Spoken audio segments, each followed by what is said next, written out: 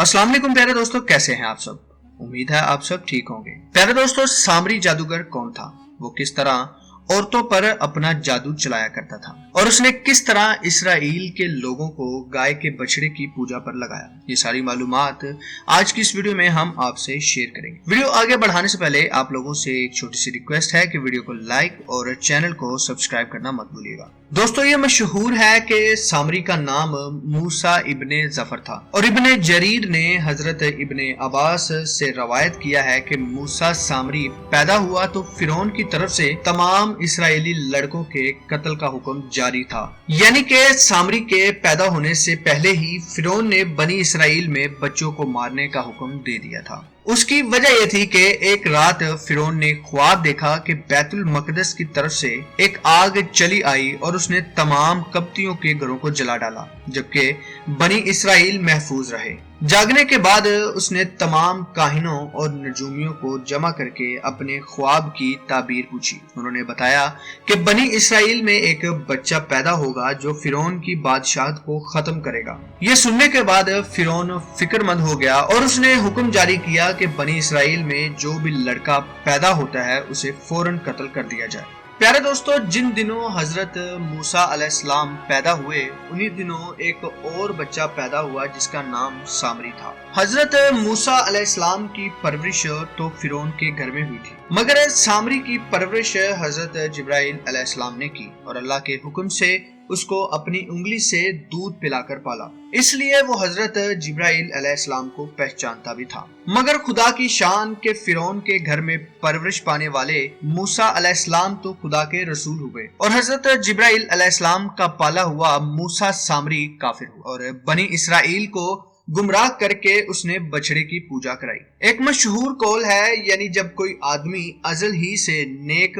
बख्त नहीं होता तो वो भी नामुराद होता है और उसकी परवरिश करने वाले की कोशिश भी नाकाम और नामुराद होती है। मूसा सामरी जो हजरत जिब्राइल अलैहिस्सलाम का पाला हुआ था वो काफिर हुआ और हजरत मूसा अलैहिस्सलाम जो फिरौन की परवरिश में रहे वो खुदा के रसूल हुए। इसका राज यही है कि मूसा सामरी अजली शकी और पैदाइशी बदबख्त था, तो हजरत जिब्राइल अलैहिस्सलाम की तरबियत और परवरिश ने उसको कुछ भी नफा ना दिया और वो काफिर का काफिर ही रह गया। और हजरत मूसा अलैहिस्सलाम चूंकि अजली सईद और नेक बख्त थे, इसलिए फिरौन जैसे काफिर की परवरिश से भी उनको कोई नुकसान नहीं पहुंचा। दोस्तों, सामरी का पूरा नाम मूसा सामरी था जो कि गार में पला बड़ा था। जब फिरौन की तरफ से तमाम इसराइली लड़कों के कत्ल का हुक्म जारी हुआ तो उसकी माँ को खौफ हुआ कि फिरौनी सिपाही इसको कत्ल कर देंगे, तो बच्चे को अपने सामने कत्ल होता देखने की मुसीबत से ये बेहतर समझा कि उसको जंगल के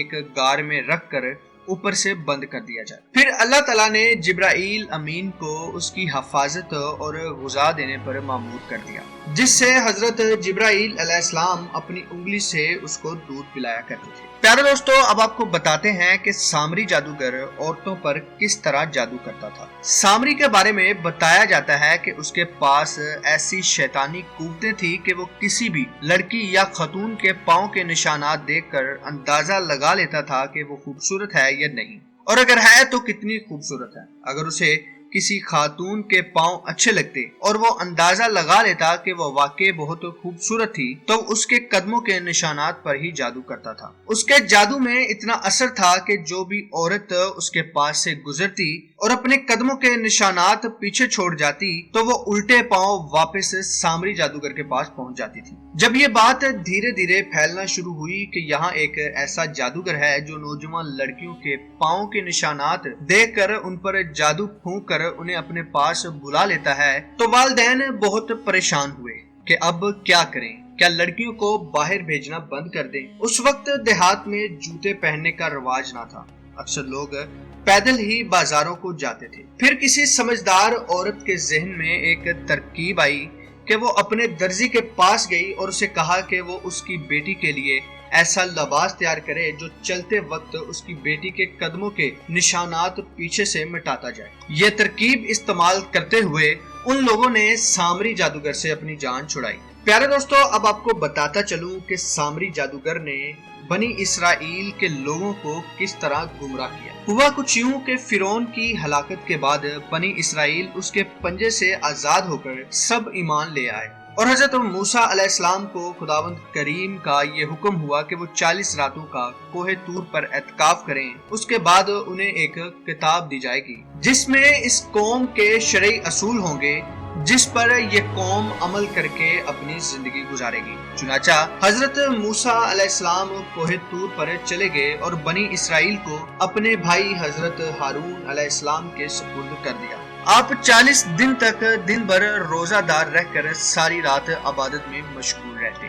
دوستو، سامری نے آپ کی غیر موجودگی کو غنیمت جانا اور یہ فتنہ برپا کر دیا، اور اس نے بنی اسرائیل کے سونے چاندی کے زیورات کو مانگ کر پگھلایا اور اس سے ایک بچڑا بنایا، اور حضرت جبرائیل علیہ السلام کے گھوڑے کے قدموں کی خاک جو اس کے پاس محفوظ تھی، اس نے وہ خاک بچڑے کے منہ میں ڈال دی تو وہ بچڑا بولنے لگا۔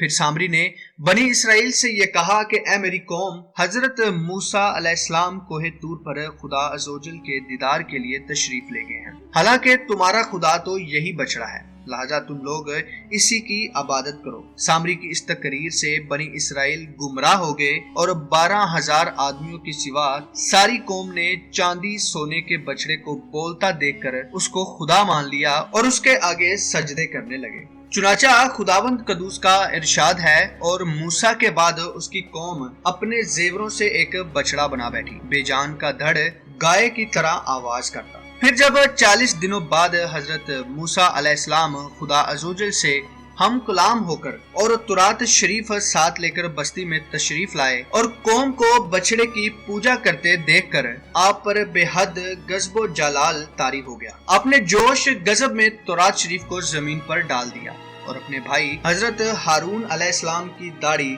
اور سر کے بال پکڑ کر گھسیٹنا اور مارنا شروع کر دیا، اور فرمانے لگے کہ کیوں تم نے ان لوگوں کو اس کام سے نہیں روکا۔ اس کے بعد حضرت ہارون علیہ السلام ان سے معذرت کرنے لگے۔ قرآن کریم میں ارشاد ہے، کہا کہ اے میری ماں جائے، قوم نے مجھے کمزور سمجھا اور قریب تھا کہ مجھے مار ڈالے، تو مجھ پر دشمنوں کو نہ ہنسا اور مجھے ظالموں میں نہ ملا۔ حضرت ہارون علیہ السلام کی معذرت سن کر حضرت موسیٰ علیہ السلام کا غصہ ٹھنڈا پڑ گیا۔ اس کے بعد آپ نے اپنے بھائی حضرت ہارون علیہ السلام کے لیے رحمت اور مغفرت کی دعا فرمائی۔ پھر آپ نے اس بچڑے کو توڑ پھوڑ کر جلا کر ریزہ ریزہ کر کے دریا میں بہا دیا۔ پیارے دوستو، اس واقعے سے ہمیں اور علماء کرام کو یہ سبق ملتا ہے، علماء کرام کو کبھی اپنے مذہب کے عوام کی طرف سے غافل نہیں رہنا چاہیے، بلکہ ہمیشہ عوام کو مذہبی باتیں بتاتے رہنا چاہیے۔ آپ نے دیکھا کہ کس طرح سامری نے 40 دن حضرت موسیٰ علیہ السلام کی غیر موجودگی سے فائدہ اٹھا کر ساری قوم کو بہکا کر گمراہ کر دیا۔ اسی طرح اگر علماء اہل سنت اپنی قوم کی ہدایت و خبر گیری سے غافل رہیں گے تو بد مذہبوں کو موقع مل جائے گا کہ ان لوگوں کو بہکا کر گمراہ کر دیں۔